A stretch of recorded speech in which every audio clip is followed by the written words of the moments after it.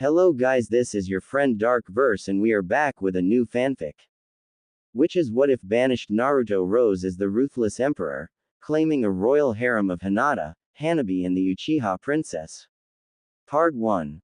And if you enjoy this fanfic then please press the like button and subscribe to my channel for more fanfic like this. And now let's start the fanfic. Autumn had settled into the lands of the elemental nations, and yellow and red leaves were falling down within the Senju compounds, having dried out of life. And the only one to watch as they were falling was one of the few occupants of the estate and officially the last of Senju clan alive, Tsunade Senju, former 5th Hokage, or a former active Hokage as she was also known now, who sat outside, a sad and solemn look upon her face, a teacup at her side, and a photo in her hand, a photo of better times, one of the last happy times for her.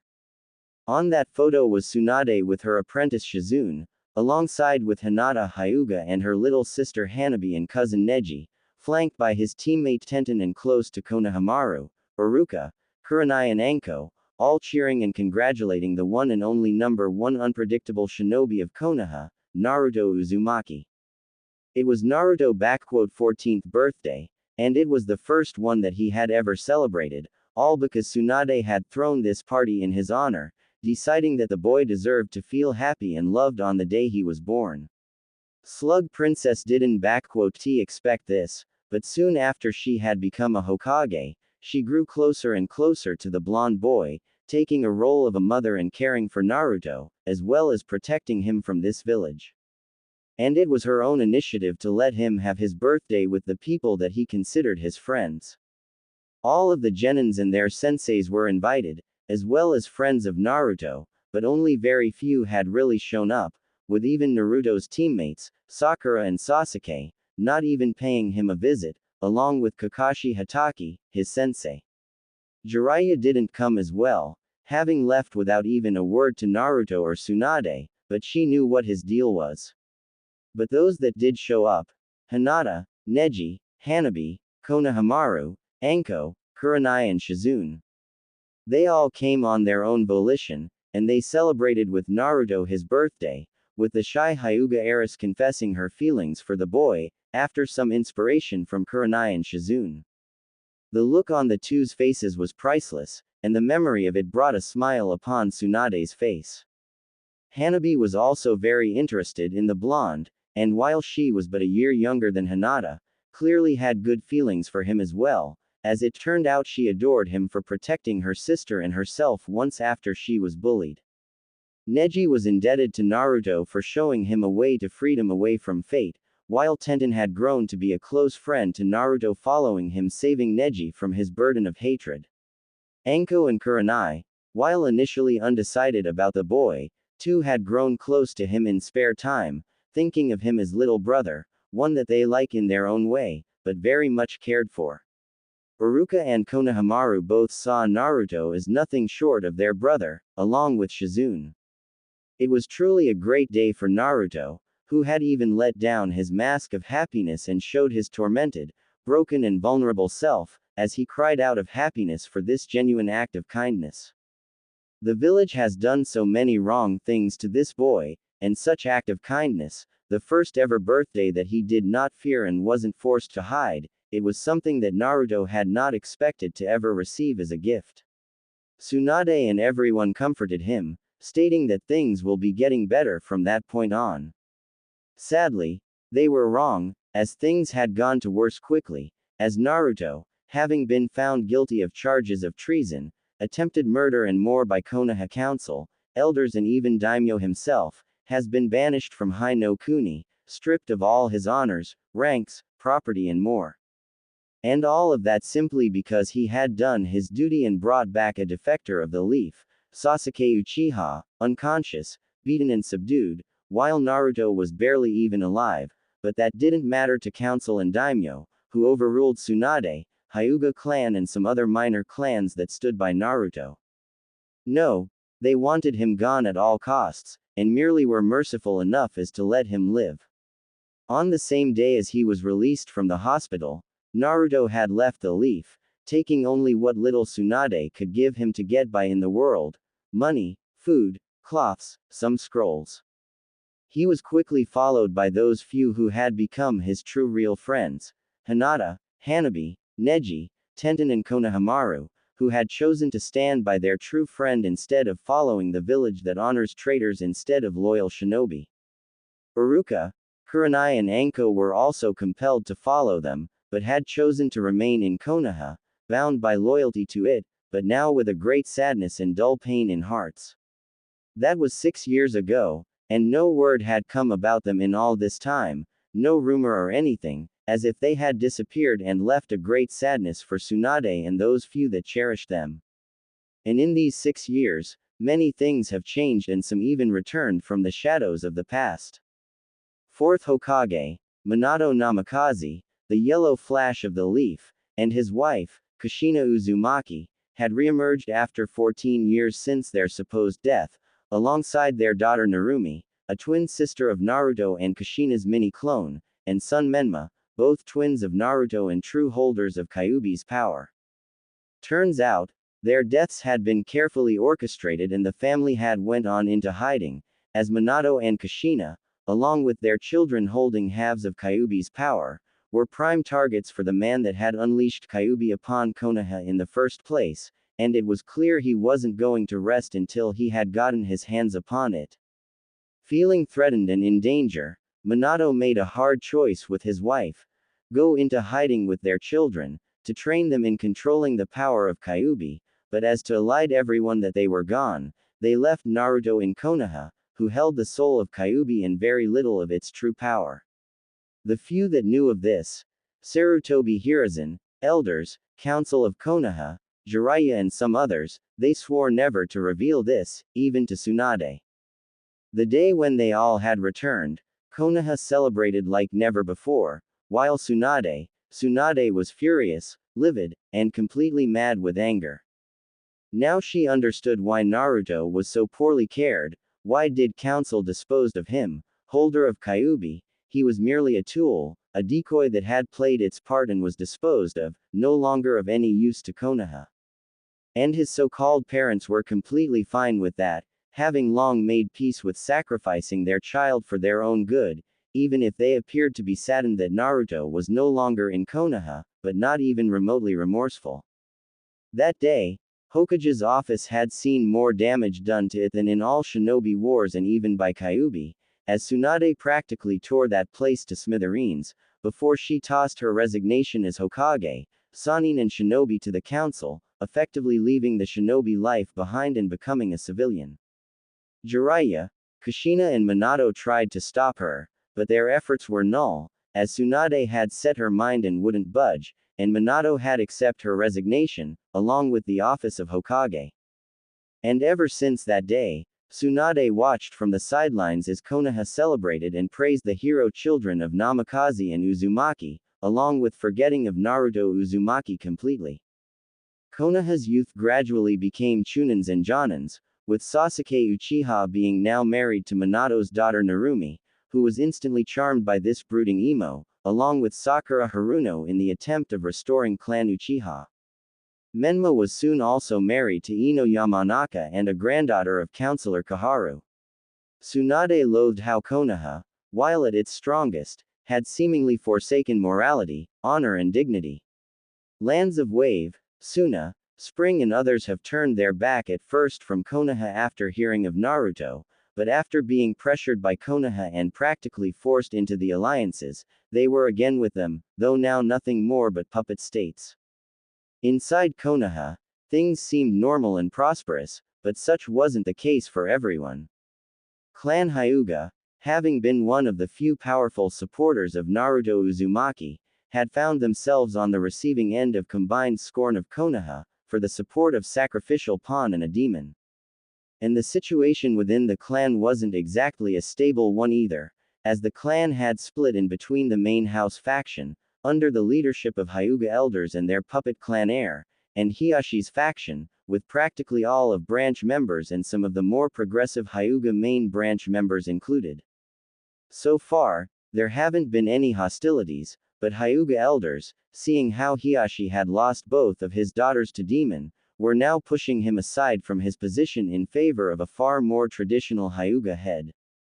Unbeknownst to most was the fact of Hiashi letting both of his daughters and nephew go free on their own accord, saving them the fate of being subjugated to caged bird curse mark for the rest of their life. While Tsunade had entered a retirement as a shinobi, Shizune had continued her work in hospital as a medic, and while she was easily the best out there, because of her status as Tsunade's apprentice, she wouldn't be given either promotions or more responsibilities, shot down in favor of more loyal shinobi.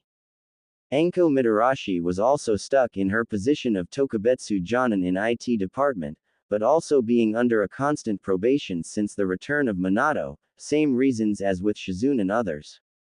Kurenai has had enough of teaching genins and decided to step down as active jonin and joined the academy as an instructor, alongside Iruka Yumino, proving to be one of the best and only capable teachers out there, who made sure to train and teach her students what really was needed of future shinobi and not just blind loyalty to Konoha and reverence of Minato.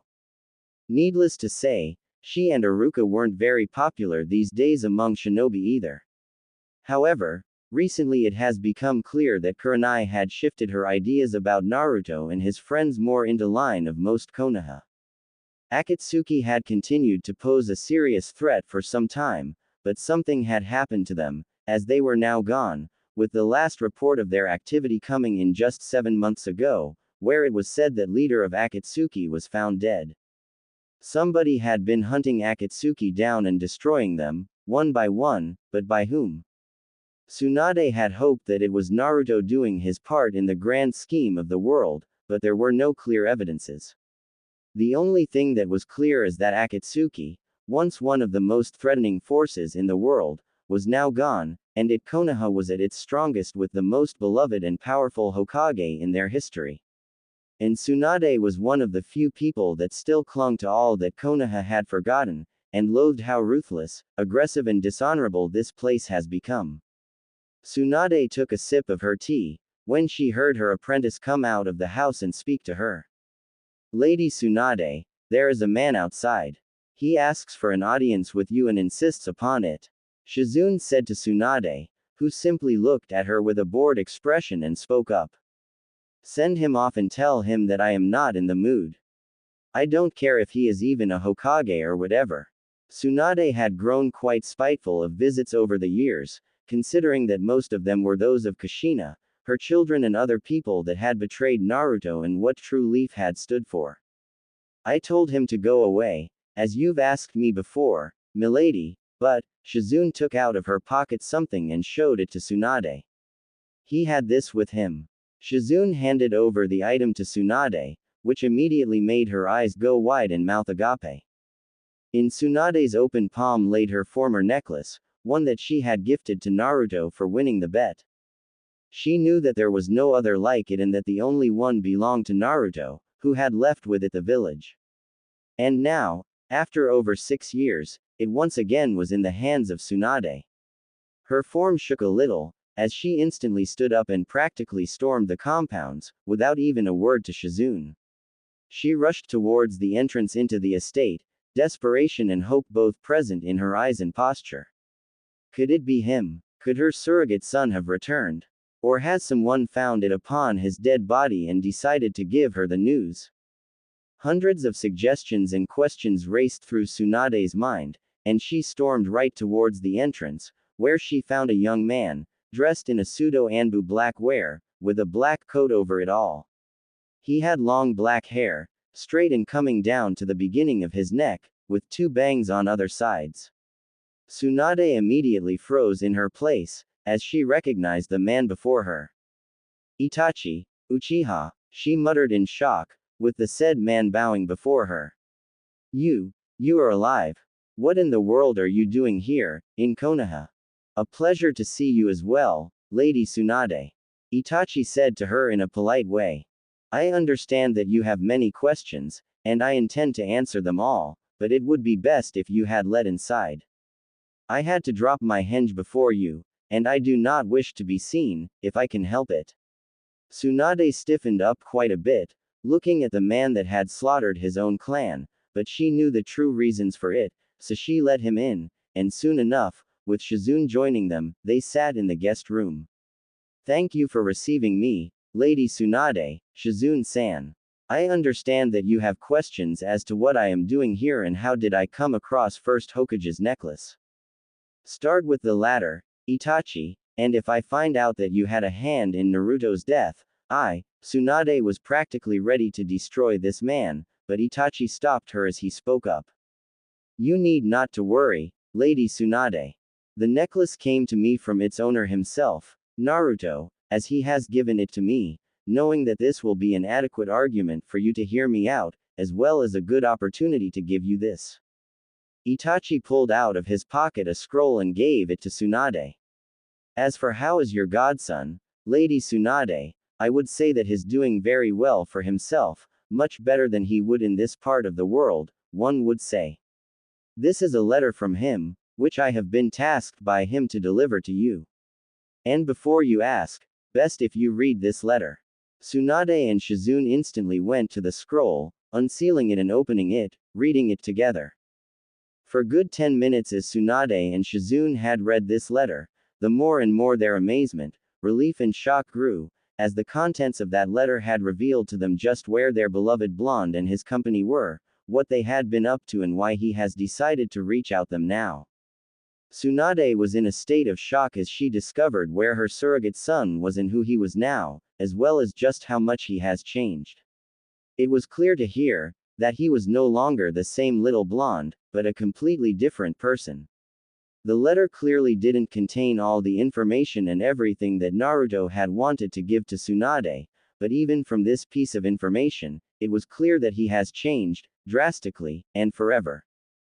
As Shizune and Tsunade had read through and through this letter, they looked up at Itachi, now understanding as to why he was tasked by Naruto of all people to deliver this message.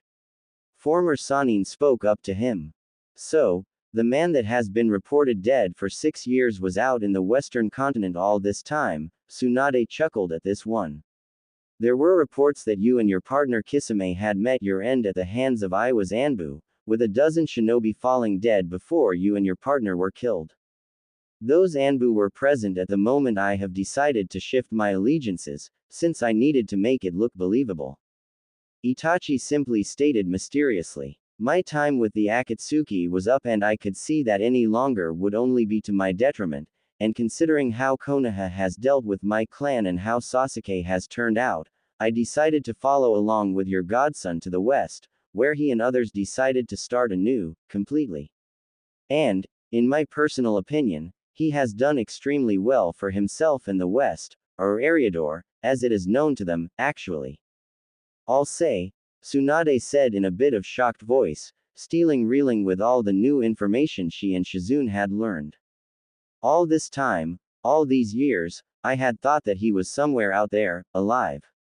I knew in my heart of hearts, but I didn't expect that he would end up out there in the west, the place that even Rakudo Sennin hadn't dared to venture to. They say that place is a completely different world to elemental nations, and that people there do not even hold chakra there or that monsters populate it.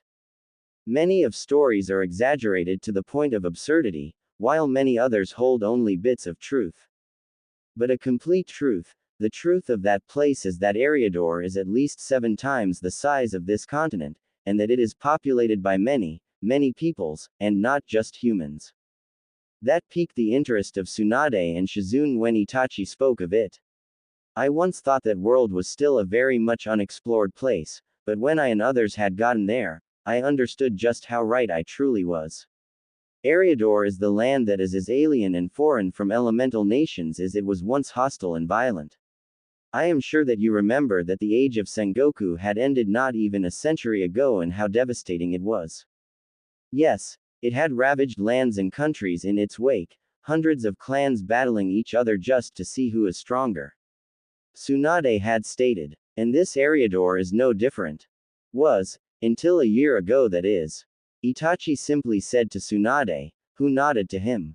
Only the scale was much, much greater and numbers were not in hundreds, but coming close to hundreds of thousands at times, with whole nations, kingdoms, even races battling each other, for over 700 years, after the First Empire broke apart.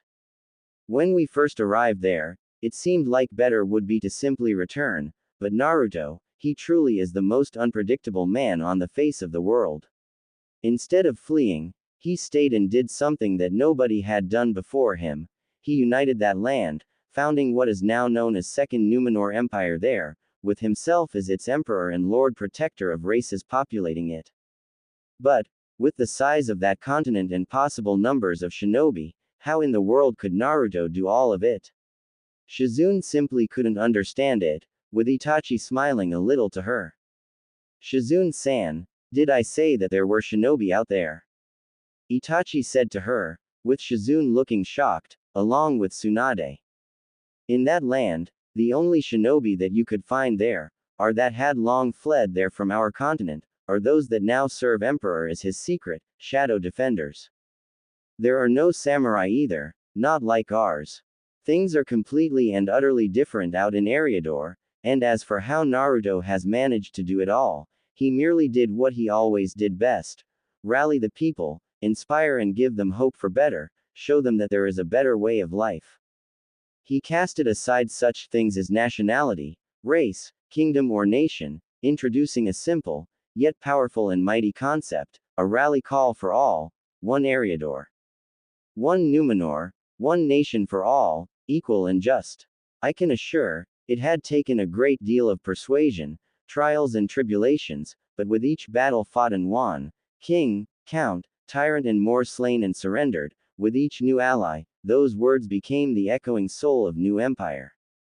An empire, to which the emperor now wishes to welcome you, Lady Tsunade and Shizune-san, as well as a few others, those that have given him hope for the better tomorrow.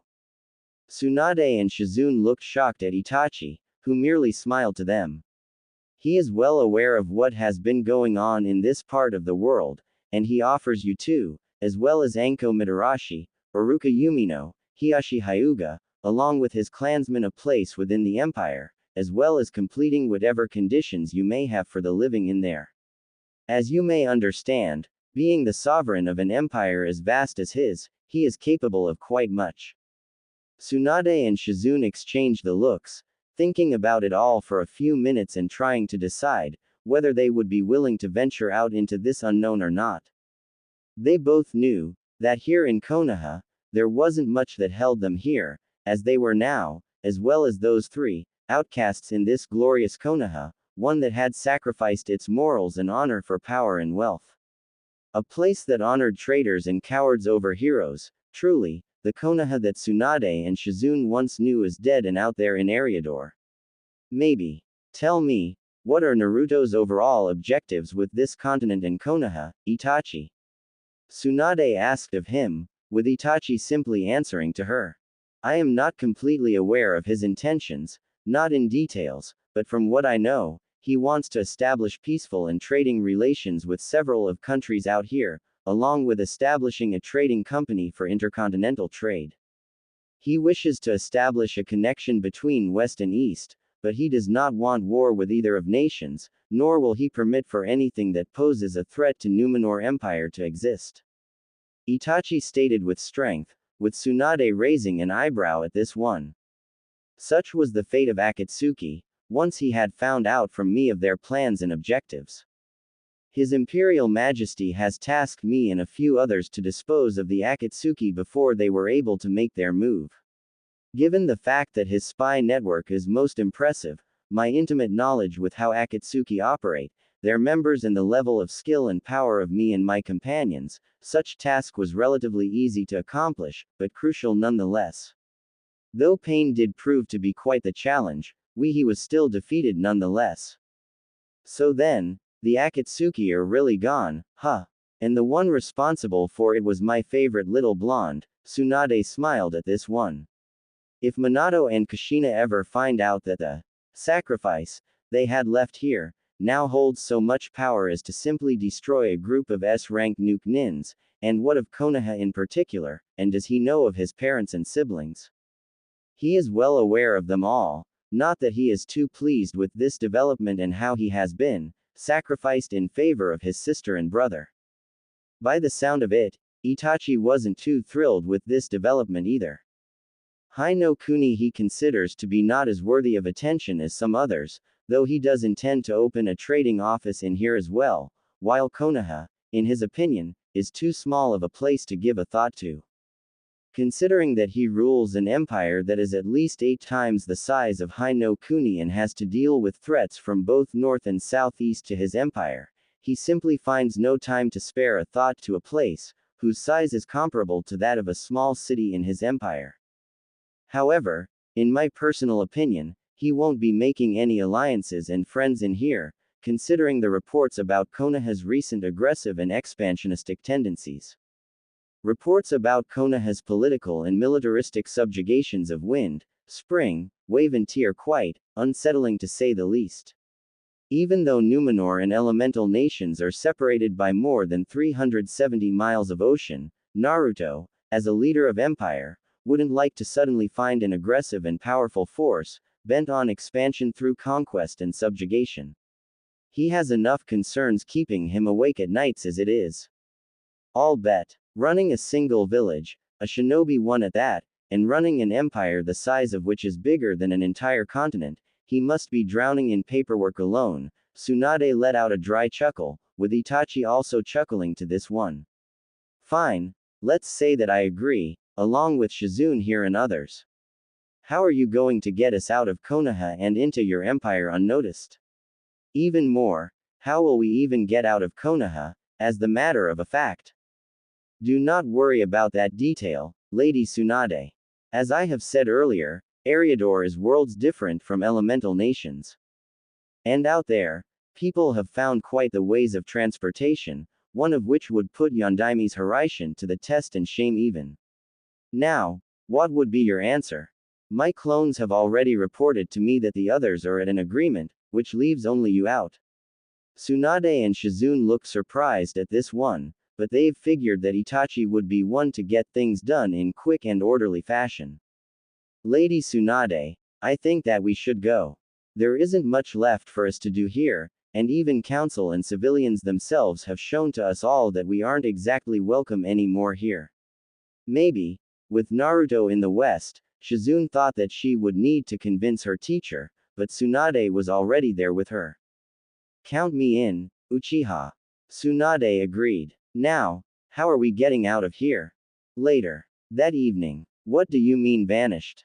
Minato Namikaze, 4th Hokage and the greatest hero of Konoha, was utterly shocked and furious, as he received the report from his Anbu about the sudden disappearance of Tsunade, Shizune, Anko, Iruka, Hiashi and the majority of Hyuga clan out of Konoha. It was easily the most unbelievable thing that could have happened, since there were absolutely no evidences, leads or anything for that matter to indicate that they had left the village. Aside from the lack of their belongings in their respective houses, raging members of main Hyuga branch and their colleagues, nothing indicated that those people had left Konoha in any way.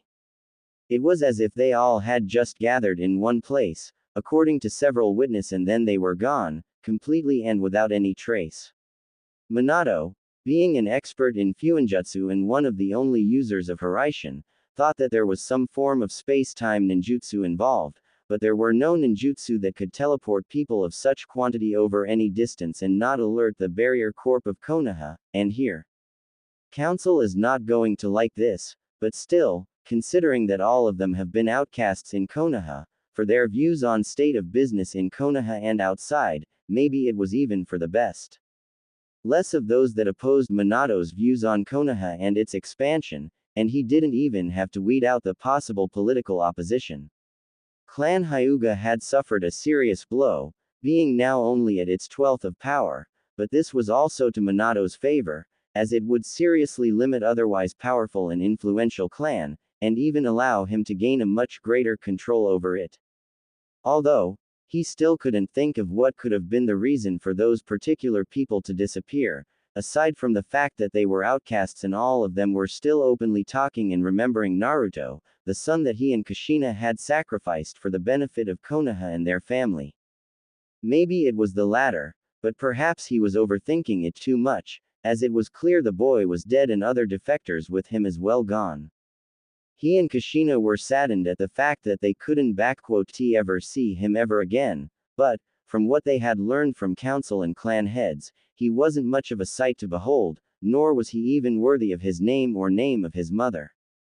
Overall, his loss wasn't as significant as one would think, and it was, essentially, his destiny, designed by him and Kushina, to be sacrificed in favor of his siblings with power of Kyuubi. So, in that regard, Naruto has done his duty and was no longer needed, and with his disappearance, this meant an unneeded loose end cut. Minato drew his breath, as he thought about this whole situation again and spoke up to his Anbu. Triple the security around Konoha, alert all of our outposts and checkpoints, as well as alert all our teams out there. Send out search teams outside and check their houses again, find anything on where they could have gone out. Anbu Black Ops nodded and disappeared instantly, with Minato letting out a sigh. Well, color me impressed. Jiraiya snorted, drawing the attention of Minato. Every single person that just wouldn't let go of Naruto and be objecting to the policy of Konoha is gone. You sure you hadn't a hand in it, kid? You know as well as I do that I had nothing to do with this, sensei, but still, to be able to get out of our village like that, simply vanish in such large quantity from Senju compounds, is something that not even Hiraishin wouldn't be able to accomplish. Have you found anything there? Minato asked of him, with Jiraiya shaking his head at this one.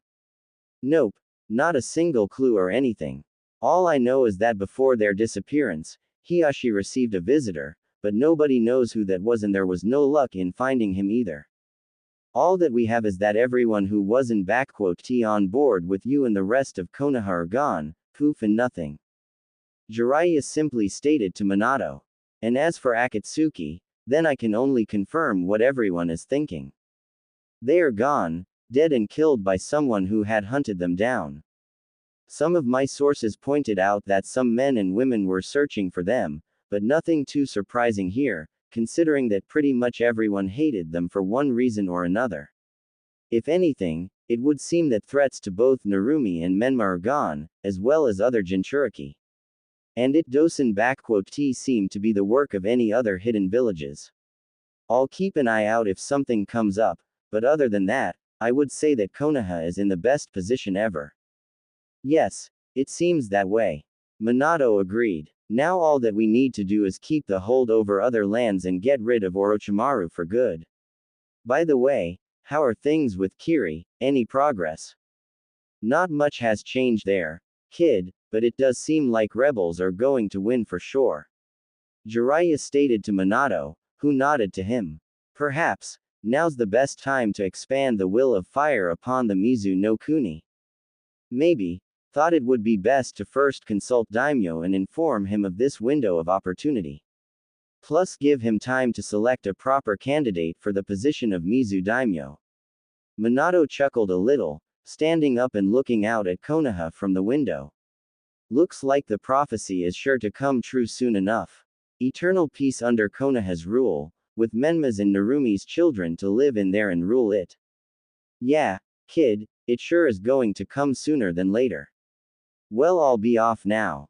Time to see what nice material I can get in Hot Springs. And with that, Jiraiya had disappeared from the office, leaving Minato to his own thoughts. First, second and third Hokage, I hope that you are watching over me and Konoha right now. Soon enough, the will of fire will become dominant in the elemental nations, and once all that had defied it have embraced it, nothing will stop the shinobi from truly taking over the control and command of a unified land. A single nation under a single cage, without any daimyo to pull the strings, a true peace.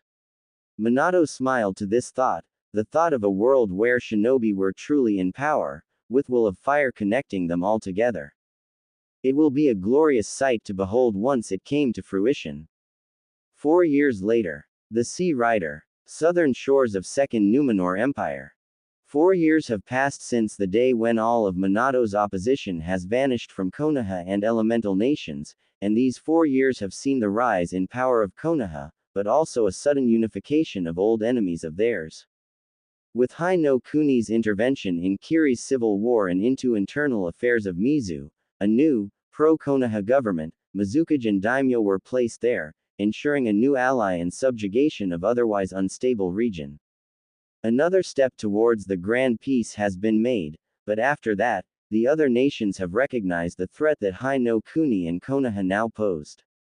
This has prompted Iwa and Kumo to unite again in the alliance, with many of the smaller nations coming together with them, with Stone, Rain and several others openly integrating themselves into the bigger nations for protection. With Wind and Water being effectively puppets of fire, daimyos of Earth and Lightning understood the threat and allied themselves, along with Odo no Kuni and Odogakure, still led by Orochimaru, who was now a lesser evil and threat, when opposed to aggressive and powerful Konoha and its fourth Hokage. It was clear to everyone that a new great shinobi war wasn't far away, and it could risk becoming the biggest one yet, with tens of thousands dying this time, possibly even hundreds of thousands. And everyone was preparing for it, but nobody was ready to throw the first punch. And as if the stroke of fate itself, a great famine had hit the elemental nations, sweeping through the countries and leaving entire nations without food and starving, lasting for 2 years. Especially badly were hit the countries of Northern Alliance, the union between Odo, Kumo and Iwa, with famine, plagues and illnesses taking the lives of over 1/6 of populations in each country, including invaluable shinobi forces. This would have been a perfect time for Konoha to strike, but they also had succumbed to its effects, with great casualties among populace and shinobi. Suna was especially badly hit, with 1/4 of its population dying and Land of Wind practically becoming desolate and filled with corpses of dead. Kiri and Mizu were hit lesser than most, but because of Konoha confiscating the resources and food from there, casualties were still extremely high from food shortages and lack of resources. Konoha may have not declared war, but it took many resources from nations that needed it to sustain itself, leading it to suffer less than others combined. This had only intensified the hatred for Konoha in all of elemental nations, as Hai no Kuni now was starting to become a major global threat to peace. Somewhere in the middle of a great famine, out of nowhere, across all of elemental nations, a new trading company emerged, which had quickly monopolized trading business through the sea and across nations. The Phoenix Trading Company, a company with hundreds of ships loaded with goods, resources and more from none other than the elusive, mysterious and even mythical Western continent, and an empire that now dominated there, the Second Numenor Empire. The revelation, that out in the West, lies a nation so powerful and mighty, that it has called itself an empire, has shook the elemental nations to the core. A completely new, unknown and yet extremely powerful player in global scheme of things, it has completely changed the balance of the world. From what traders and officials of Phoenix Company told daimyos and Cage, the empire had no interest in invading and attacking their lands, instead opting to opening trading, economic and diplomatic relations, with nations welcome to send their envoys and diplomats to establish official relations with empire. Daimyo of Fire had initially shrugged it all off, thinking of it being not worthy of his attentions. However, the situation changed when reports came in, that lands of Iron, Sound, Lightning had sent their official diplomats, envoys and even managed to establish embassies in the capital of the empire, Numenor City. The news of this, along with apparent rumors that that emperor has been sending humanitarian help to the nations of Northern Alliance, helping them recover from the Great Famine, have infuriated Daimyo and he demanded an immediate envoy and diplomatic mission to empire from Konoha, with demands for opening a direct trade, a consulate and abolishment of trade with all of Northern Alliance, as well as the demand for humanitarian help from empire as well. For this mission, Daimyo decided to send Minato himself, along with Konoha's elders and some of his officials. Minato, Konoha's elders, his wife, son and daughter with their spouses, along with Sasuke, Sakura, Jiraiya, Asuma Sarutobi and Kurenai Uehi, Kakashi Hatake, Might Guy, Shikamaru Nara, Kiba Inuzuka, Rock Lee, and Daimyo's officials, accompanied by a squad of Anbu Black Ops, were now on board of Sea Rider, heading towards the Numenor city and were due to arrive within a week, having departed almost 2 weeks ago already.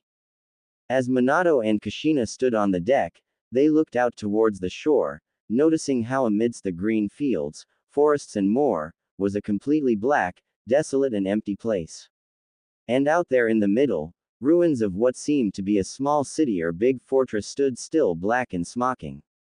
A distinct smell of fire, ashes, blood and death was sensed even here, unnerving the couple, when the captain came up and spoke to them. "Ah, you sense it too." Captain, a tall and strong black-haired man with a short beard, came close to the edge and looked out to the destroyed keep. 5 years have passed, and that place still reeks of death and fire. Not even years after that slaughter did the smell and remains of House Latrua disappear in the wind, traitorous bastards, every single one of them. Hope they rot in hell after what they did. You sound like you've been there before, Captain. Minato noted out, with Captain nodding his head. Care to tell us what had happened out there? Yes, I've been there, commanding the 17th Marksman Brigade, under command of the Emperor. My brigade has fought at his side throughout all of battles in the entirety of the Great War, from first battle at Pinewood Ridge to the Battle of Sirens Keep, which you see out there, and what remains of it. Captain said to them, surprising the Hokage and his wife, along with other passengers that were close to them on the deck. Once one of the oldest and most powerful citadels in all of Numenor, now a reminder of Emperor's justice and vengeance, as well as the example to all those that dare break their vows and laws of men. You have fought alongside Emperor. What is this guy like, and is he a shinobi? And just what did he do that place and what happened there? Without much of tact, Menma instantly asked of Captain. From the looks of it, he had pulled out some crazy jutsu upon the people out there to make it look like hell without flames. Don't know jack about those jutsu of yours and don't care for 'em, and as for those shinobi business, the Emperor is not an assassin or spy.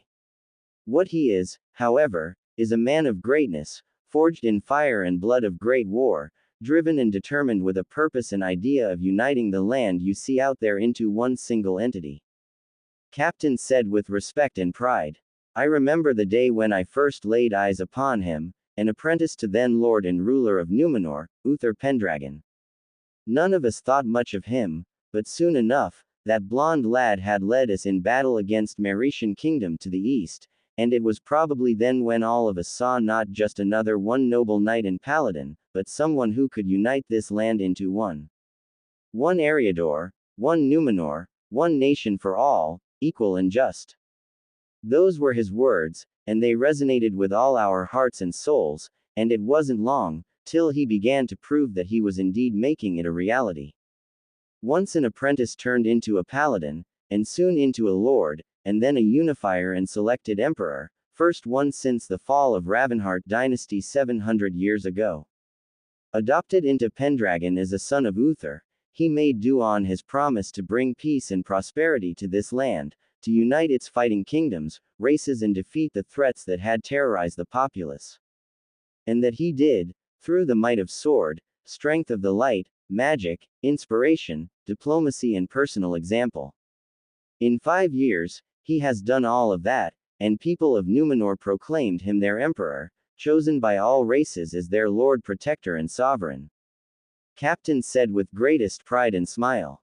You ask of me what that man is, lad. The emperor is the man that has made a hopeless dream into the reality, shattering old hatreds and grudges in favor of unity, common good and prosperity of people. In his eyes, no race is greater or lesser before others, and he made into reality. He is the man for whom I would gladly lay down my life and be proud to stand by his side again. The words of Captain were listened carefully and with intentions by others. Nobody in the High no Kuni had known much about the emperor of this land and what kind of a person he really was. However, from the way this man spoke, with respect, honor and pride present in his voice, it was clear as day that the emperor was someone who held utmost loyalty of his people. A powerful warrior and paladin, whatever that meant, as well as a military and political genius, to have been able to unite this enormous land under his rule, if Konoha were to secure not just a trading treaty, but an alliance with him, get his armies and fleets for themselves, then elemental nations would fall without any chance before Minato and Konoha. How old would this emperor actually be? if you do not mind telling us. Koharu asked of him. From what we heard, he is pretty young, younger than our daimyo and Hokage. And what had actually happened there? The emperor is around 25 years old by now, and even though he is young, he is a bloody great man. Captain looked towards the ruins of a keep again. And as for Siren's Keep, House of Latrua was one of the few remaining independent houses to join the empire, and they had sent a message that they are willing to accept an envoy and emperor's official diplomat to sign the Treaty of Unity. When the envoy had arrived, with them was one of emperor's most trusted persons. His first consort and wife, a kind, gentle and good woman. A dream for any man, Latrua had pulled out a feast for the envoy and consort, after which they had slaughtered them, and in act of spite, arrogance and pride, they sent the corpses back to emperor, with a reply on his offer. Emperor, at the time, was in Northwest, dealing with Ironborn raiders, but when he received the bodies and learned what Latrua had done to his diplomats and his consort, never, anyone had ever seen him so furious and mad. A fury that eclipsed even the anger of dragons. Captain recalled the moment. Within a fortnight, he marched to the Siren-S keep, bringing with him the full might and armies of the empire, over 300,000 men, women, warriors, paladins, knights, mages, even dragons. All of that might against some 30,000 peasant soldiers and 4,000 knights. The emperor offered the peasants to lay down their arms and knights to surrender, which they all did, but to Latrua he offered no surrender or capitulation. They had violated sacred laws of hospitality, honor, and had killed his wife and consort. He gave us all a simple, yet clear order: destroy them. And that we did. Wait, you mean that your emperor commands literal dragons? Like those flying giant green snakes and everything? You've got to be shitting us here, old man. Kiba exclaimed, with Captain and his crew glaring at him. I mean, come on, dragons are just fantasy stories, nothing more. Plus, magic, whatever knights and paladins, you obviously just making it up. After all, shinobi and samurai win battles and wars, not some fantastic beasts and imaginary heroes. Lad, let me ask you a question here. Am I from your continent, and are in there? Captain asked of him, with Kiba shaking his head. Right, we ain't there, and here, in Eriador, things a hell of a different from your east. You folks may have your shinobi and samurai all over the place, with that chakra and whatever, but our people here. We also got whatever that chakra, but we also have magic, power of light, elemental powers, power of nature and primordial, or arcane power. Aside from humans, we've got here also high and night elves, orcs and dwarves, among other minor races, and we most certainly have dragons, beings of pure magical power and might that could destroy countries in their wake. And our empress, may light protect her, is a bloody dragon, the black dragon queen of black flight, Semiramis. And before you ask, dragons can turn into beings of other races to blend in, and she, along with her black flight, is one of the reasons why our emperor has united this land, as she has joined him in his quest, as this was her own desire to see the land united too. These powers, all these races and even dragons, we knew that things could be different here, but to think that are more races here, and there is different kinds of chakra. Quote. Minato's mind raced at what he had just heard. If the emperor were to allow Kushina and Jiraiya access, we could easily obtain the needed information and knowledge to use this magic, as he speaks of, and it does seem like that people here even somehow mastered senjutsu, if that power of nature is anything to go by. And in return to this, maybe we could offer him our knowledge of chakra and perhaps a political marriage, since Captain has mentioned that Emperor has multiple consorts. A bloodline member, perhaps someone from Nara clan or Yamanaka clan, to sway Emperor in our favor for good and promote Konoha's interests. Yes, that definitely would work. So, these lands hold a great variety of sources of power and even dragons, all of this must belong to Konoha and put to use for it. Danzo already thought about his own plans. Once we reach the capital, Using Koto Amatsukami on the Emperor will be child's play and Konoha's positions shall be unrivaled. The resources of this land will also work for the betterment of Konoha, just like all those other villages and nations now do. And with the might of Numenor Empire and its vast resources, nothing will stop Konoha from rising above the petty and weak daimyos and claiming its rightful place as world's true empire. If he had an entire army of such powerful beings, he should have just let them do all the work. Had it been me, an Uchiha, I would have had united this land in no time, with such an army, worthy of true elite. Sasuke arrogantly stated, with Captain looking incredulous at him. If those dragons are as powerful as you say, then by using them, this emperor of yours should have long burned away those that dared opposing him. I certainly would have. You, an Uchiha? Captain asked of him, with Sasuke arrogantly nodding to him. There are Uchihas in the east as well. I thought they had long killed each other, considering what some of my Uchiha friends had told me about M. Wait, you mean that there are Uchihas here in the west? Minato asked, with Danzo and Sasuke picking this up. You must be joking. The only Uchiha that there is alive is Sasuke Uchiha, my son-in-law. Well, maybe he's the one alive out in the east, but here in Eriador, Clan Uchiha is one of the 3 all-out shinobi clans. They had arrived here some 200 years, being outcasts that broke away from those warmongers, and settled on this continent. They don't rule much of land, but they have a small city of Kyotai on the coast north of Numenor and a couple of villages under their rule. Captain stated, with Sasuke listening to it with clear interest. Nice folks those Uchihas, friendly and not irksome and prideful like this eastern variant of them, but damn if they aren't some of the bloody fiercest and strongest warriors I had seen in my life. A single Uchiha is worth a squad of good cavaliers, but an Uchiha with their Sharingan on, and a true Mangekyo as they call their strongest, no wonder that they had managed to hold of 4 bordering them kingdoms, until Emperor and Semiramis had convinced them to join in.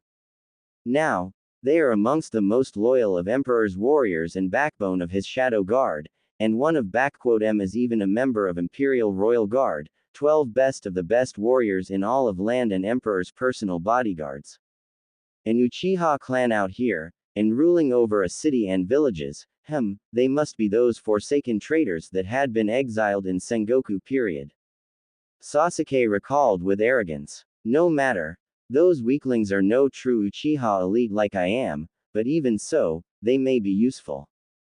They must be reminded who is their true leader and whom they must serve.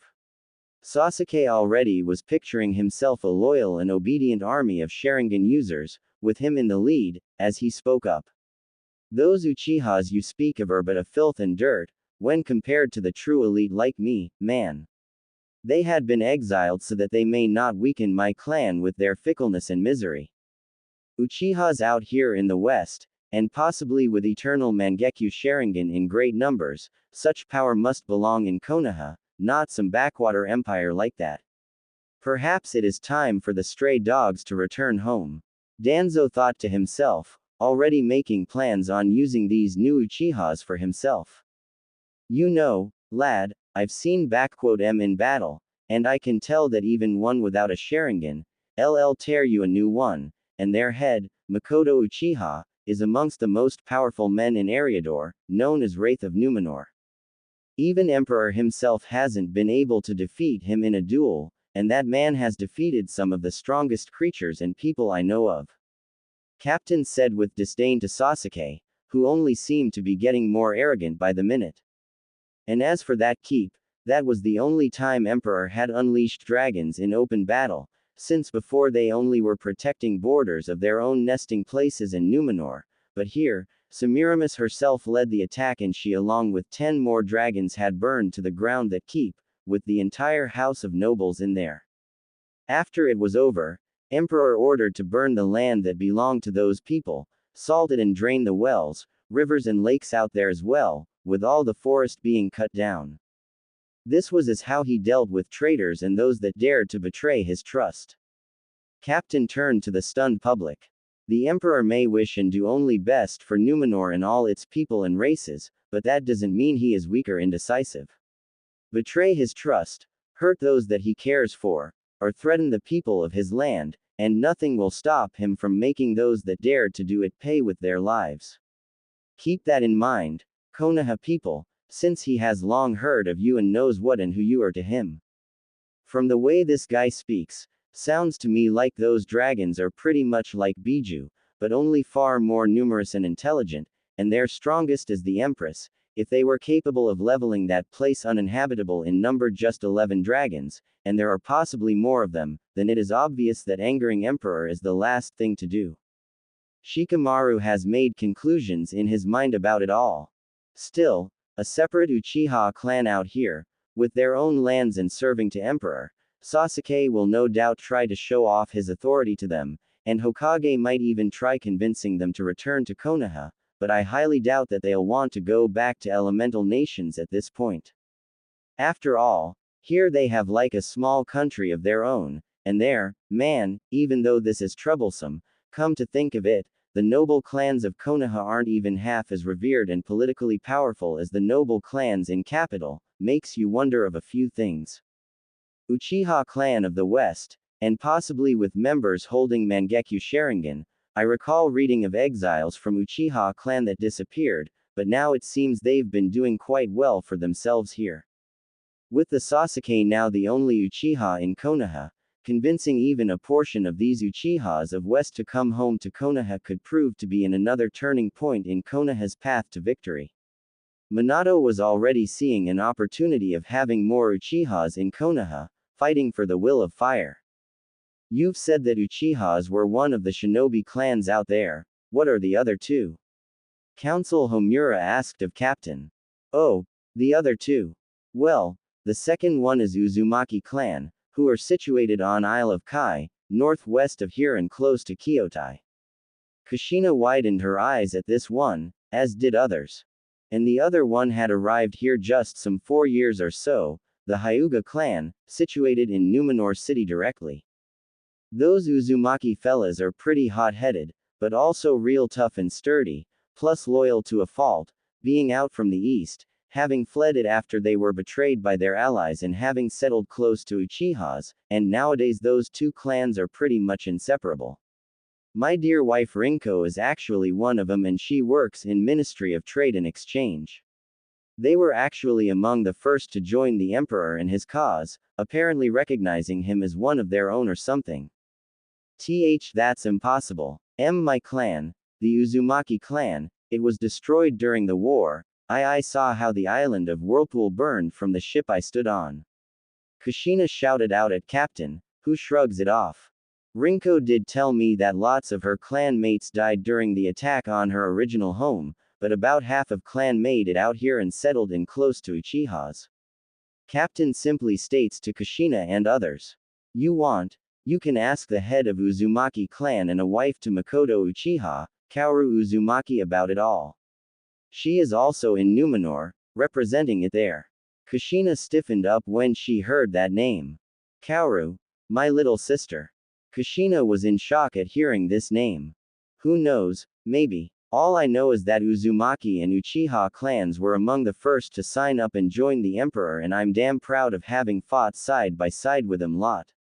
Captain said with respect towards them. And as for those Hyuga clan. The Uzumaki clan is out here, and the Hyuga clan too. Quote. Minato was in shock mentally. Those Hyugas, could they be the ones that had disappeared from Konoha 4 years ago? If so, would that mean that Emperor had a hand in their arrival here, but if so, what would he gain from them, and why and how would he be able to do it, being thousands of miles away from Konoha? I'll have to find out about it, but more importantly, if those really are the Uzumaki from elemental nations, then they would most certainly would like to go back their home, and with Konoha's protection, they wouldn't want to say no to this. Plus, they weren't here as long as Uchihas, so not much of roots have taken place here, and there ought to be those that remember Kushina as the heiress to clan, and she could effectively take control. And if we are lucky, the Uchihas will follow, since they are so close to each other as it seems. Emperor wouldn't have much saying in the internal matters of clan, so there is that. This is going to be a very fruitful embassy. The Hyuga clan is a clan of Konoha, and those must be the deserters and traitors that fled it years ago. Koharu spat at the mention of them. The emperor will need to give those traitors back to Konoha, so that we may punish them, or else I might just throw you lot out in the ocean for sharks and nagas to feed upon. Captain was deadly serious, as he and his crewmates were all loyal to their sovereign, surprising Konoha delegates. The Emperor isn T bound to you, Konoha people, and as sure as hell ain't obligated to do anything, and if I hear even a word of threat towards I am and his family, you can bet your asses will be out of my ship in no time. Trust me, I and my men here, we all served and fought alongside him, and we will fight and protect him even in peace. In confirmation to the captain's words, people rallied closer to him, standing near him and in clear readiness to execute his order to throw these people off their ship. Of course, we understand, and apologies for our rashness.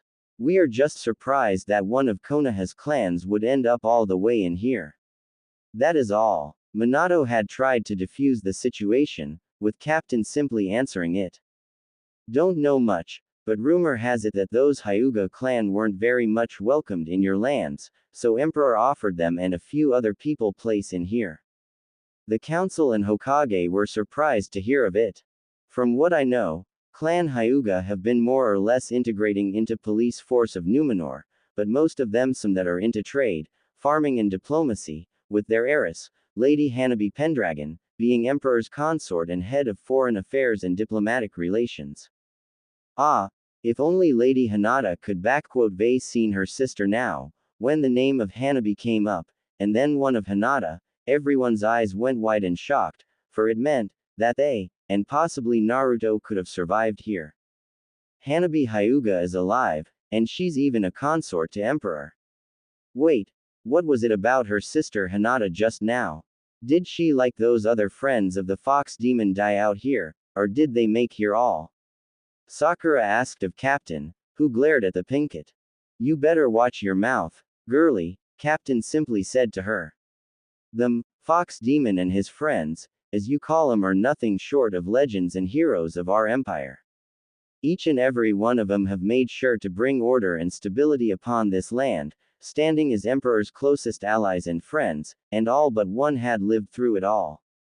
Lady Hanabi Pendragon, Emperor's consort and diplomat, voice of peace and reason in matters of politics and one who had brought in night elves through negotiations and peaceful integration. She is Emperor's voice and nobles, elves, even orcs respect her wisdom and shrewd mind on things. Gabriel Windrunner, or as he called himself Konohamaru and whatever else, adopted brother to Emperor and his closest friend, Emperor's hand and one of two most trusted and powerful, after Emperor and Empress, people in Empire, his will-bearer and closest of advisors. He stood by Emperor's side through the entire war and is even a brother-in-law to him, for he is married to a younger sister of one Emperor's consorts. It is from his hands have I been gifted with this. Captain unsheathed his saber, gilded in gold and silver, made of steel of moon coloring. Honorary weapon, crafted in steelhorn, dwarven capital, with Emperor's own name upon it, congratulating me for my services.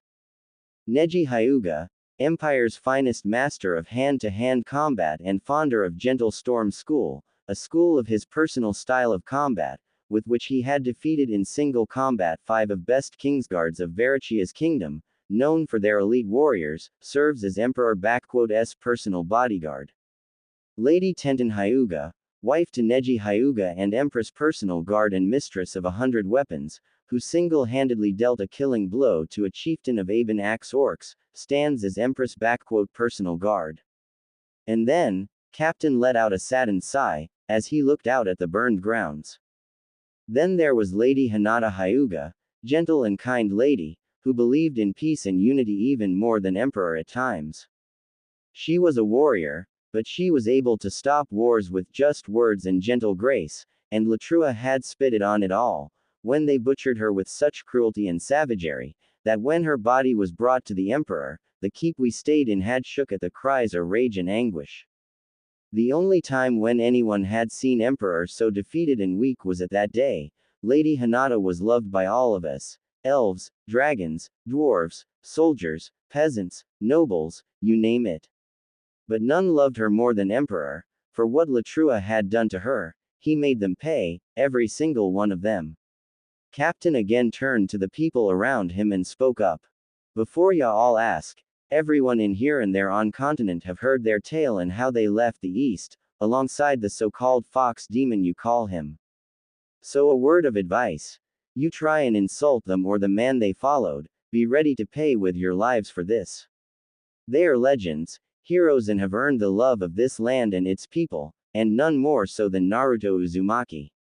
Captain saw deep surprise upon the faces of Konoha shinobi and counselors at a mention of this name. I think I'm done talking. Time to check up on the maps. Wait. Just tell us, is our son, I mean Naruto, okay? Kushina asked of him, with Narumi and Menma, who didn't even consider their long-lost sibling for a brother, wondered why she even bothered. You speak so highly of his friends, but what of him? Him. Oh, he is well, I assure you, and he has played the most crucial role in all of this. Without him, there wouldn't be an emperor or the empire to begin with. Don't worry, sure when you get in capital, you'll get to see him and you'll learn what he has been up to. Captain simply stated in a mysterious manner, returning to his quarters, while everyone had their own thoughts about it all. Naruto is still alive, and it appears like he is Emperor's most trusted man, alongside Hiruzen's grandson, or however he calls himself. He may've left the shinobi world, but like Sensei likes to say, you can't take a shinobi out of a man. Minato simply thought as he was calculating what he would do. With Naruto and his friends so close to seats of power, it would be easy for them to convince the Emperor and Empress of what needs to be done for the good of Konoha. All I need to do is show Naruto that his family is ready to accept him, so I'll need to talk to him. He may be a little mad, but he is sure to listen and understand what is best for his family, him and everyone. And if he is close to Uzumaki and Uchihas there, then all the more reason for him to get back to Konoha. My son, even though your services for Konoha were no longer in need, you still can bring what is best for Konoha out of this situation. Perhaps there was more to you than I originally thought, beyond of your initial destiny. Naruto, Kaoru, my clan, my family is still alive and is out here, in the west.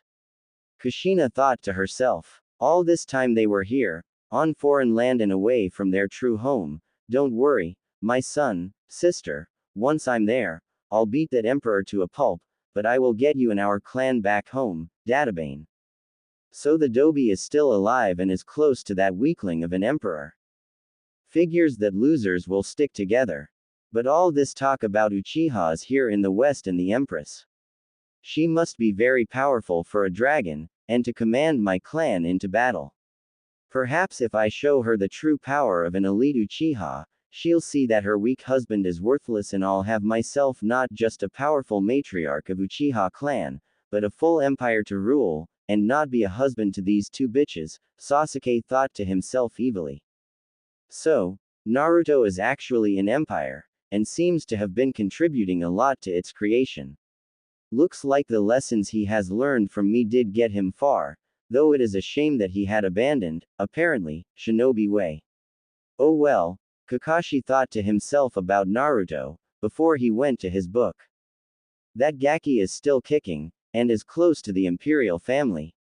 Oh ho, I think I just find my own new goldmine for my next book. If the rumors among men are true about the beauty of the consorts and empress, I'm sure he has missed me, and if I promise to patch things with Minato and Kushina, he'll do anything I ask for it, no doubt. Jiraiya already had a perverted smile upon his face and thoughts racing through his skull. Konohamaru, you've probably grown so much over these years, and to become an aide and right-hand man to Emperor. Your parents would be proud of you, but to change your name and your family name, did you hate us all so much that you would do all this?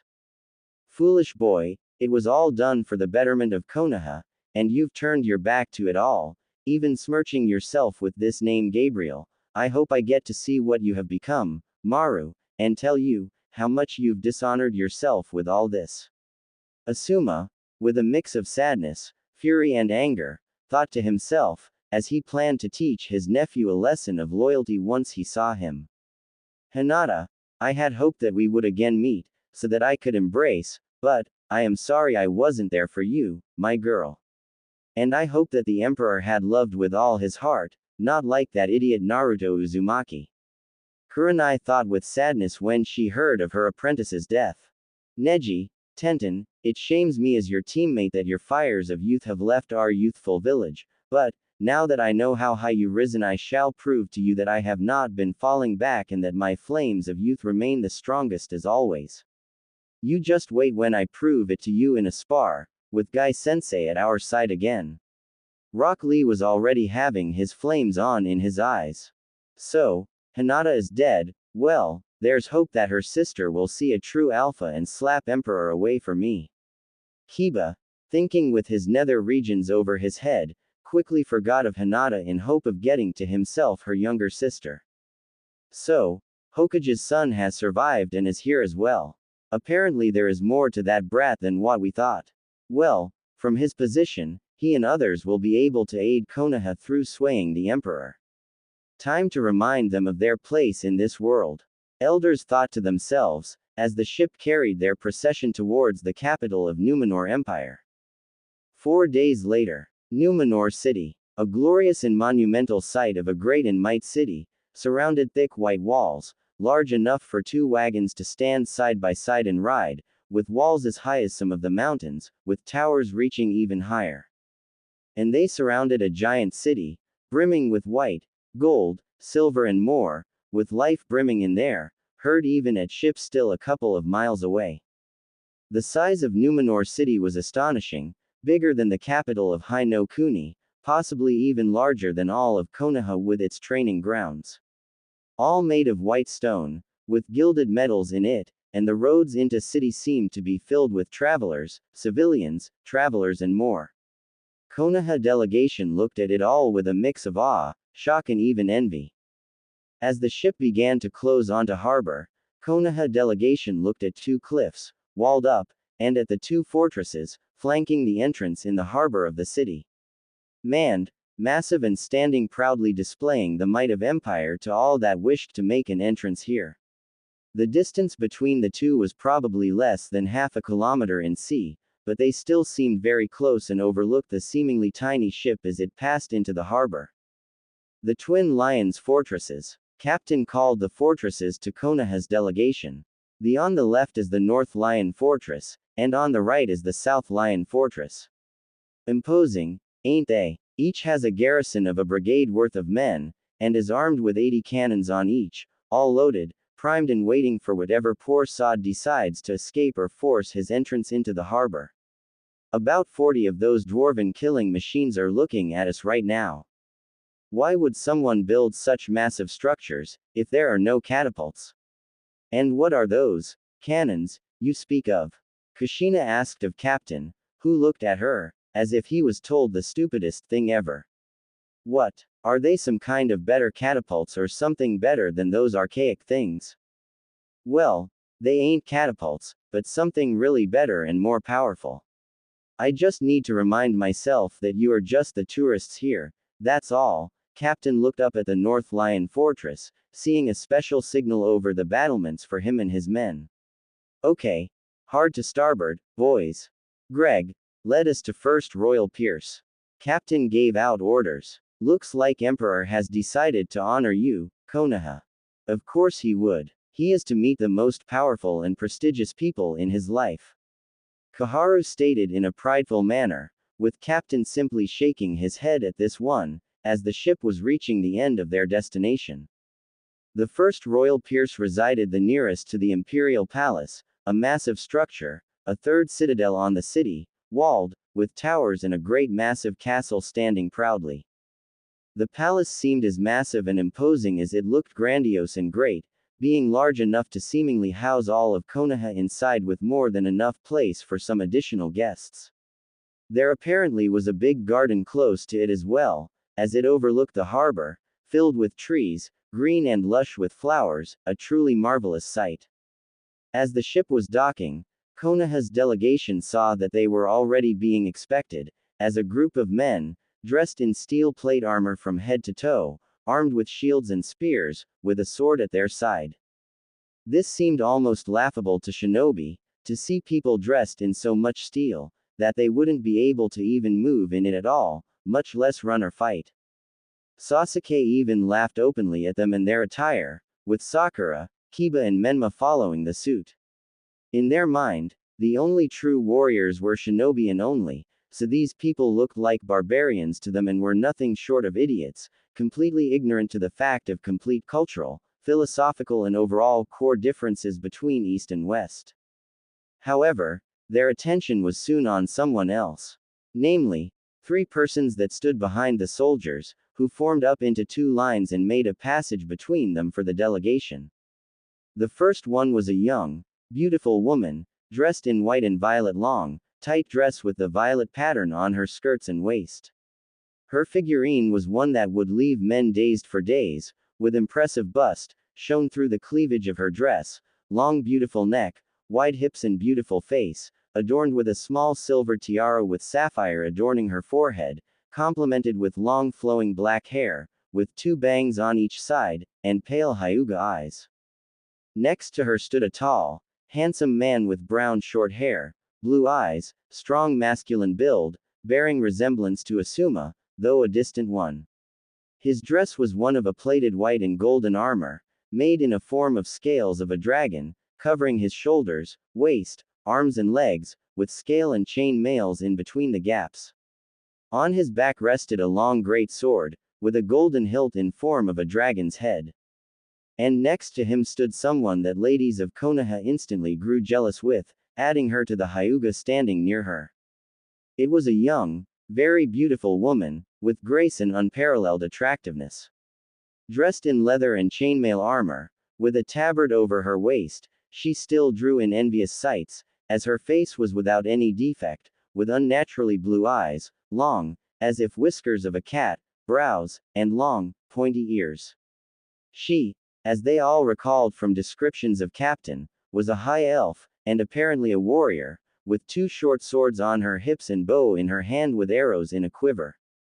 As Konoha's delegation disembarked and came close to the three, they bowed lightly to them, before a Hyuga girl spoke to them.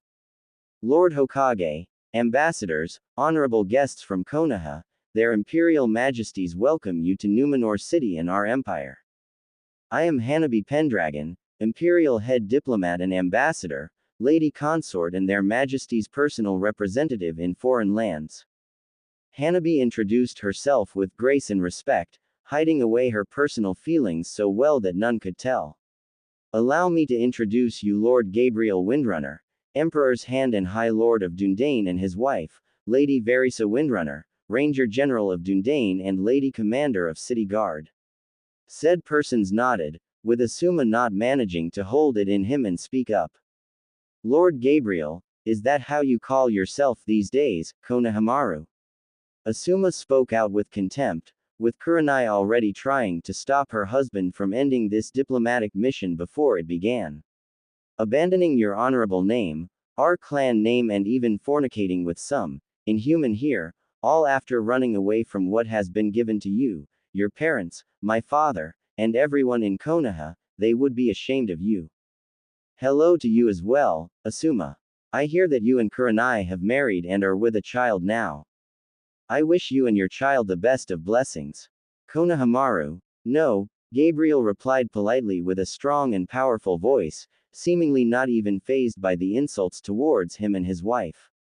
However, Asuma, do recall that you stand on a foreign land, and you just had the gall to insult not just an honorable woman, but a decorated war hero, one of the great heroines of Empire, and my wife.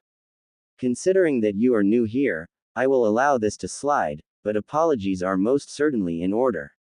With each word, Gabriel's voice grew in power and strength, and by the end even Minato and Jiraiya almost shook at instant fear. Asuma Sarutobi, please keep in mind, that unlike in elemental nations, Eriador is populated by more than just human race.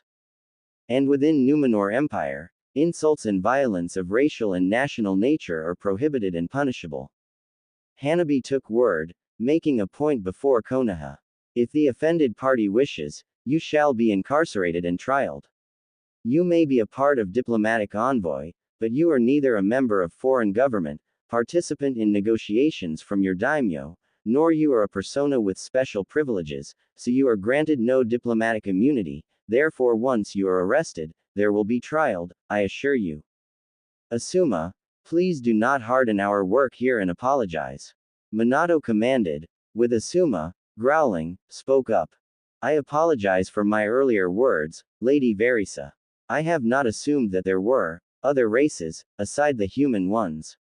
Asuma grumbled out, with Verisa accepting it. I accept your apologies on my behalf, Asuma Sarutobi, but I would watch your mouth, if I were you. You will find that emperor and empire as a whole holds no kindness towards, narrow-minded and ill-mouthed.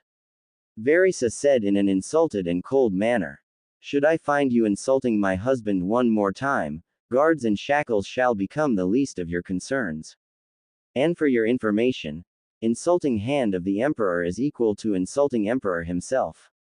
Asuma paled a little bit, as did the others at this one, while guardsmen were seemingly on the ready to apprehend them all. Now, Verisa, no need to scare away our guests. There'll be plenty of time and more appropriate places for that soon enough. Gabriel chuckled, before he spoke up in an official tone. Our emperor and empress are glad that you have arrived safely and hope that you are ready to present your propositions and officially introduce yourselves before them in the court. Me, Lady Hanabi and my dear wife shall escort to the palace and throne room, if you are prepared. Yes, that would be lovely. Minato agreed with the others, as they began to move towards the palace. I must admit, Konohamaru, you have grown into a very fine man. From the looks at you, it is almost impossible to see a once young brash child that used to challenge Hiruzen on daily occasion for the Hokage's hat. Koharu said with a small smile, with Verisa glaring a little at her. It is a shame that you others have dishonored yourselves and abandoned your true home and duties before Konoha. Your grandfather would be greatly ashamed of you right now, she said with admonishment, with Gabriel not even budging at this one. Counselor Koharu, I believe that we are long past the point of nitpicking and nostalgia guilt. And for your general information, I go by Gabriel now, not Konohamaru, a name bestowed upon me and by High Bishop after I had converted into Light's fate, and a name I am proud of. Gabriel reminded them all. My past name and previous deeds have remained in the East, whereas here I have made myself my own name and fame. And considering the fact that Hand of the Emperor and High Lord of Dundane are a higher in hierarchy, when compared to Hokage, I believe I have surpassed general assumptions and expectations of my persona. And what do these two titles mean, Windrunner or whatever you call yourself? Sasuke asked arrogantly, earning a glare from Verisa. And does this elf wife of yours know that there are finer men from East, when compared to you? Like me, an Uchiha elite. That earned an approving look from Sakura and a glare from Narumi. I have seen a lot of men, most of them much like you, boy, and I found them wanting and pathetic. Verisa couldn't hide a smirk at a look of insult upon Sasuke. As for my husband, I found Gabriel everything that a woman could ask of a husband and then some more to add up, the best of among the best for me in East, West, North and South. Verisa, you make me blush. Gabriel chuckled at this one. And as for the titles, High Lord is a noble title of a sovereign that controls a geographically and historically formed land, a small kingdom if you may. Dundane in one such kingdom, one of oldest and larger ones, bordering High Elves, kingdom. Your best counterpart to it will be a daimyo of a minor country, like a daimyo of Waver T. And as for Hand of the Emperor, it is a second to Emperor S title, his closest advisor, minister and so forth. You could compare to a title of Shogun of Daimyo, only with administrative, political, economic and military spheres of business included in.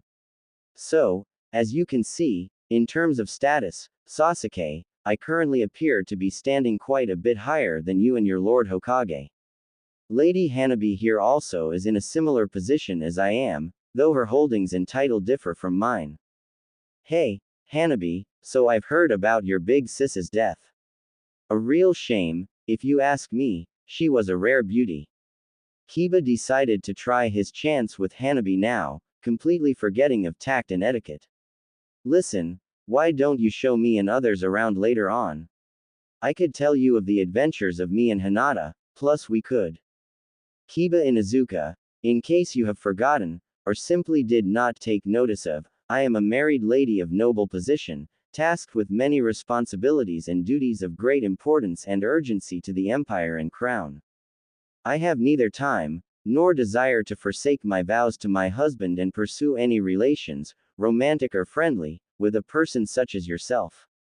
Hanabi said in a strong, diplomatic, yet completely harsh and powerful tone. If you wish to explore the city, I am sure you and others will be able to find a guide. And as for my sister and her death, address her name in my presence without respect next time, and you will find yourself in not so comfortable position and place, alongside your dog. Oh, come on Hana-chan, I was just trying to be friends with you and Kiba, shut your mouth already. It is enough you have the gall to speak so incorrectly to a lady, but also to be informal and so unofficial with her is an insult to her and you, so better keep quiet. Kurenai shut her former student, with Kiba mumbling something about playing hard to get. Lady Hanabi, what my ill-mannered student meant is that we offer you our condolences and sympathies, concerning the fate of your older sister. We heard she was a great woman and what befell her was atrocious and inhumane. I personally sorry for what had happened to her as well. She was like a little sister to me. Kurenai spoke in a diplomatic way, with Hanabi responding. Thank you for your words, Kurenai. My sister always spoke only the best of you as well, and even here, she continued to follow your example, solving matters in less violent and more humane manner, as you've taught her. Hanabi said to Kurenai in a softer way. I am yet to match her in art of diplomacy, but I believe that her spirit is still with us, and protects me and our husband. I always thought that your sister was crushing on that idiot Naruto, practically being in love with him, but not to same extent as I and Sasuke-kun. Sakura said without any tact, getting glared by Verisa, only with far more hatred in it. Did that dumb fool run off for someone better, leaving her for this emperor guy or something? Though, with the way she dressed and how fat she was, only someone who simply pitied her would even hold her hand and. Lord Hokage, if you do not mind, please gag this woman before I send an arrow through her skull for these words. Verisa couldn't take someone insulting either Hinata or Naruto, as she stopped and turned towards Sakura, with Gabriel also looking stressed. I have seen harpies with more compassion, and those creatures are among the foulest I had seen. You say another word about Hinata, Naruto or about their relations, and I'll personally throw you in dungeons, but not before silencing you for life. Wah, do you even know who I am, you pointy-eared? Suddenly Hanabi raised her hand, waved it, as a white-blue glow escaped it, and Sakura suddenly became silenced, unable to say a word or anything, with the entire Konoha's procession shocked at what had happened. Thank you, Hanabi. Another word from her, and this would be the shortest diplomatic mission in history. Verisa thanked her friend, while Jiraiya voiced everyone's question. What was that? Some kind of handless jutsu, or a fuinjutsu, but I didn't feel any chakra flowing here. Jiraiya spoke up, with Hanabi speaking up. What you have witnessed is what people of Numenor refer to as magic, an arcane magic to be more precise. I have a certain degree of mastery over magical arts, so I am capable of manipulating it into spells, conjurations and other forms. Hanabi informed them all. A silencing spell shall keep Sakura quiet for as long as I wish. Unlike in elemental nations, Eriador and its inhabitants possess a greater variety in sources of power, with chakra and senjutsu being only two of them here. Such arts are, however, highly protected and prohibited from learning by their respective mentors and trainers by foreigners that do not possess emperors and empress allowance for this. I believe it is understandable that my lieges would not want to destabilize political world through carelessness and cause international conflicts and wars. So do not expect to be allowed to learn anything of magic and its variations, as well as other sources of power. And I warn you, theft of material concerning those subjects, unsanctioned training in those arts by foreigners and other transgressions of similar character are punishable by death. This goes for you especially, Kakashi Hatake and Sasuke Uchiha. Gabriel looked at an insulted man and angered Uchiha. Your reputation and the fact of you possessing Sharingan are well known here, so watch your step. Unlike Konoha and Hai no Kuni, law and judgment affect all without exceptions, elites are not. The group had reached the palace's gates, with them opening up and letting them go further by a grand hall, until they reached the throne room. The throne room was every bit as great as it could have been, with high ceiling, large open area with tables, seats, chairs and pillars, on which hung the banners of the empire's subjects and domains, as well as empire's sigil, a golden lion's head on a blue field. The hall was filled with lords, ladies, elves, dwarves and even some orcs, who drew most of the attention from Konoha, with their green and dark brown skins, astonishingly strong builds, great heights and barbarian-like appearances.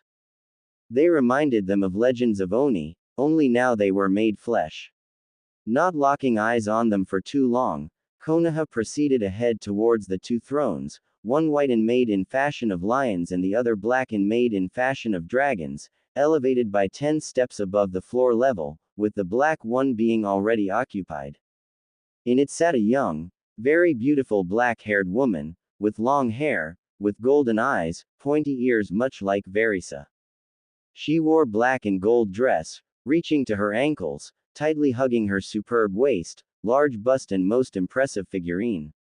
She had an aura and looks of regality, a woman of truest power in every sense. Near her stood a young attractive woman with brown hair, made into a braid behind, dressed in a black and golden Chinese-style dress, with armored gloves and bracelets, standing near the empress and ready to strike if needed. It was clearly Tenten, but now she was grown and very different.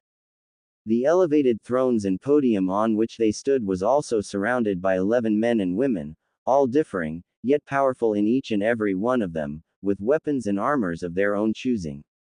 Humans, elves high and night, dwarf and even an orc among them, men and women, hiding away their faces and not. It was clearly the Imperial Royal Guard, which now separated the podium from 3 Easterners, ambassadors that were in talks with the Empress. Minato and others recognized them as ambassadors of Kumo, Iwa and Odo, with Kabuto Yakushi representing Odo here. Your Excellencies, it pleases me and my husband to know that your respective nations are recovering from the devastating effects of plagues and famine. Empress addressed the ambassadors. People of Numenor have heard of the blight that befell your lands, and of countless lives lost. I hope that our assistance in combating the aftermath of this horror has been successful and that soon your countries shall thrive and prosper in peace and stability. Your Imperial Majesty, no words can express how much Kumo and Iwa appreciate the kindness and help you and Emperor have given us. Your humanitarian help, grain, food, medicaments and resources have saved our countries from another deadly winter. Our daimyos have instructed me to offer you his sincerest gratitude and sends you and your husband this gift. Ambassador from Kumo motioned his men to bring forth 4 crates, which were filled with silver and platinum ingots. Our countries are mountainous and are rich in ores, but poorer in plains and fertile lands, so fields with grain and forests with wood worth more than these ingots of silver and platinum. We offer them as our sign of gratitude and to demonstrate that your kindness and gifts have not been forgotten and exploited for nothing. We thank you for such generous gift and accept it. Empress smiled to them, as her servants took the crates away. My husband and I share a vision, that in peace, we must extend our hand to help out those that have found themselves in despair and show them that no hope is lost. Great and kind words, Your Imperial Majesty. It is a shame that your example is not followed by some other, more aggressive and insensitive countries. Kabuto and other ambassadors already knew that Konoha's delegation was present. My Lord Daimyo and Lord Orochimaru send their gratitude for the help that Numenor has provided in combating famine and plagues. They hope that our gift has reached you safely and without any harm. It has, Ambassador Yakushi, and we thank you for such gift. Though Oto no Kuni is a smaller in size country, your gift shows that it is as dignified and strong as those of greater sizes. I welcome you in our capital, esteemed guests, and hope you will find your stay here comfortable and productive.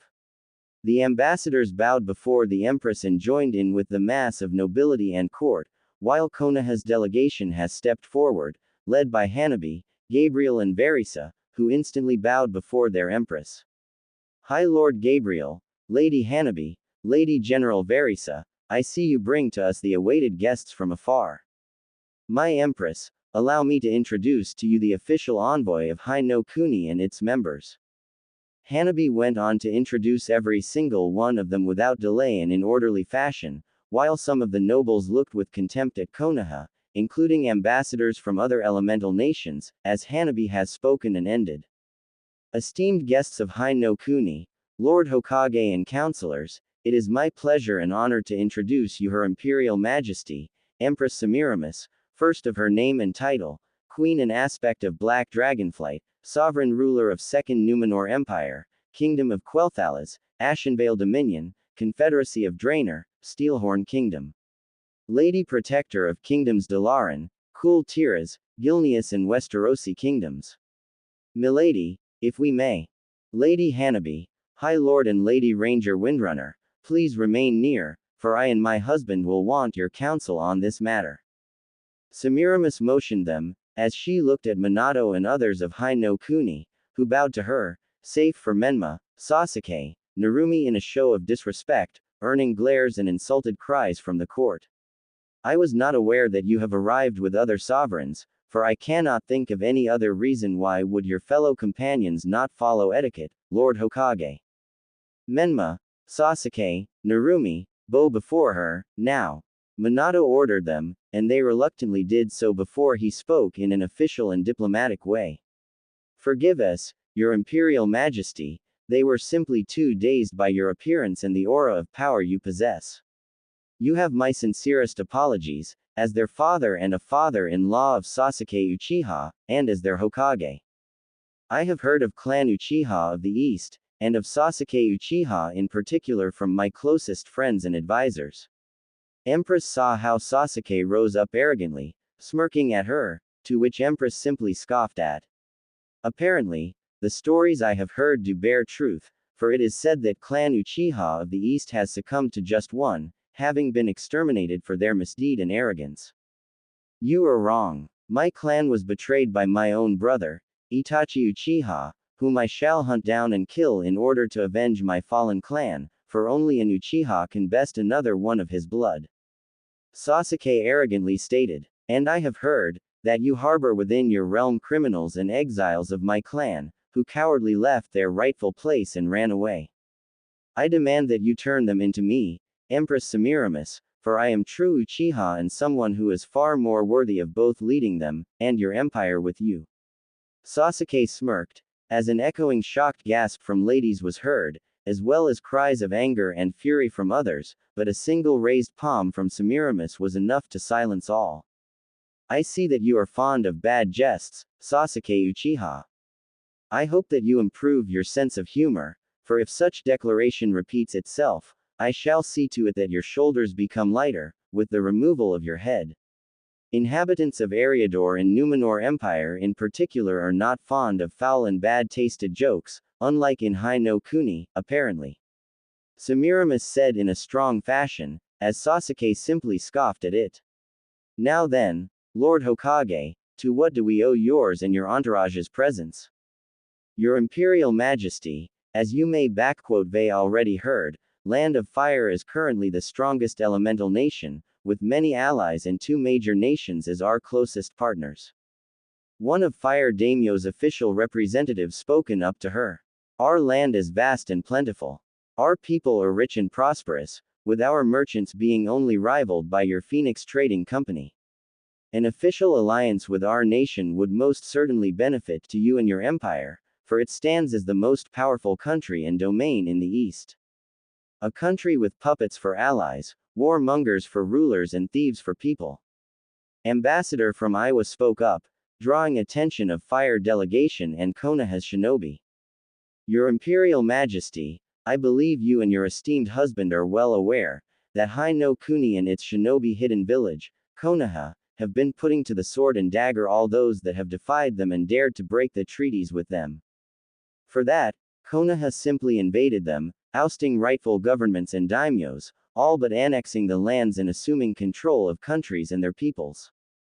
Wind and Water are two such prime examples, with their daimyos being literal family of fire daimyo, while Suna and Kiri are now simply training camps for pro-Konoha shinobi, and not to mention just how taxing and cruel Konoha treats its allies. Especially Land of Wind, or as some already say in the East, Land of Bones, for it's all but deserted now, with only corpses of starved and killed littering the desert. And now, it seeks to expand throughout our respective lands and exploit its resources. Your Imperial Majesty, I urge you not to give in to their offerings and send them out of here. Perhaps, Ambassador of Iowa would prefer to reconsider his words, for it seems like you are misspelling the truth for lies. Maybe you require a visit back in your homeland, so as to refresh your head, before he is taken out by a foreign illness and homesickness.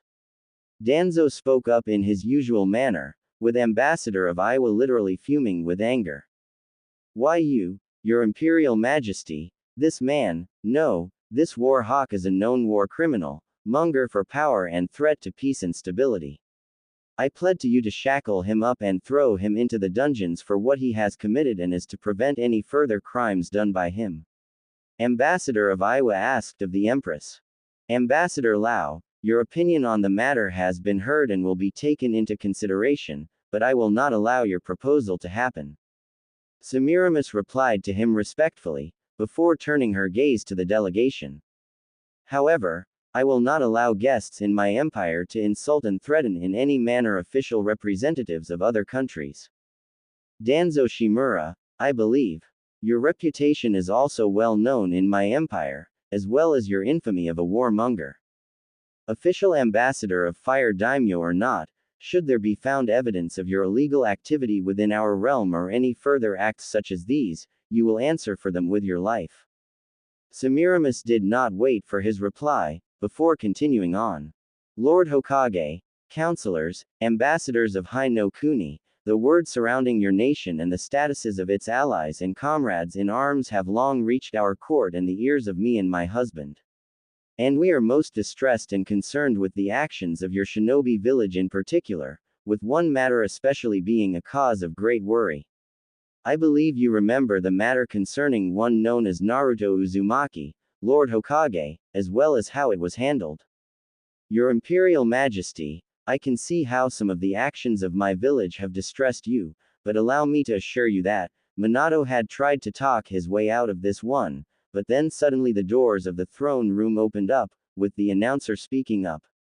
Announcing, His Imperial Majesty. All of court and royal guards had bowed their heads in respect and honor, as the heavy footsteps stepped through the throne hall. Konoha's delegation decided to test their luck and looked towards the emperor, and instantly froze in place, as cold shock came upon them like a hammer. Through the room stepped a tall, handsome young man, dressed in blue-plated armor with chain mail in between the parts, gilded with gold, with lions as his shoulder plates, a strange two-bladed sword, with one blade being shorter than the other and both held by a glowing golden start built in just out of guard, and a queer handle resting on his hip. The man was tall, masculine and strong-looking, with long golden hair made into a ponytail behind, sky-blue eyes, and a handsome strong face, one that looked like a mirror image of Minato Namikaze, only stronger, more regal and powerful. He exuded an aura of might, dignity, power and absolute obedience and respect for his authority. As he walked past the delegation, he spared a little glance at them all, letting smallest of satisfied smirks appear on his face. Minato and Kushina looked in absolute shock at the man, while Kakashi and Jiraiya refused to believe what they saw, along with many others. Sasuke, Kiba, Sakura, Narumi and Menma were seething with anger, jealousy and envy, as they could not comprehend and believe that this man, this loser, in their eyes, was now the most powerful man in the world. Counselors were shaking in fear and anger at this man, including Danzo, while the rest Konoha's shinobi and daimyo ambassadors chose to be silent and shocked to the core. Gabriel gave only a short bow to him, with Hanabi following the suit, as Emperor's personal bodyguard Neji Hyuga took his post near his liege, who kissed the hand of his wife. "Milady, I hope the court has not tired you while I was away." The Emperor spoke to her softly and caringly, with Semiramis responding in kind. "Not at all, my love, but it warms my heart and soul for you to stand by me." Semiramis smiled to him, as the two to their respective seats. "As you can see, we have the most awaited of guests attending, my love." "Indeed, milady. I personally have been waiting a long time to meet them, face to face." Emperor smiled a little, as he turned to Hanabi. "Hanabi, if you may do the honors." "With pleasure, Your Imperial Majesty." Hanabi didn't hide his smile at this one, as she turned to the delegation and announced her husband and liege. "Esteemed guests from High no Kuni, it is my pleasure and honor to introduce to you His Imperial Majesty, Emperor Naruto Pendragon, first of his name and title. Sovereign ruler of Second Numenor Empire, Kingdom of Quell-Thalas, Ashenvale Dominion, Confederacy of Draenor and Steelhorn Kingdom. Lord Protector of Kingdoms of Kul Tiras, Gilneas, Dalaran and Westerosi Kingdoms. High Lord Paladin of Order of Argent Hand. Defender of Faiths and Magi and the Lion of the West." Hanabi ended with a smile, as Naruto spoke up. "Welcome, Lord Fourth Hokage, and his entourage."